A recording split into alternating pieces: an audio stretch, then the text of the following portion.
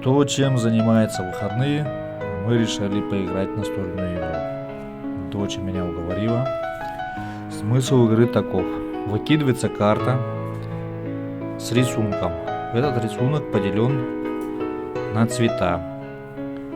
Есть горшочки, соответствующие этим цветам. И нужно собрать эти горшочки, соответственно, цветам. Либо в столбик, когда ты друг на друга складываешь, либо в ряд, если картинка идет в ряд. Тот, кто собирает быстрее горшочки, нажимает на звонок и забирает карту. Ну вот смотрите, кто у нас лучше играет и кто забрал все карты.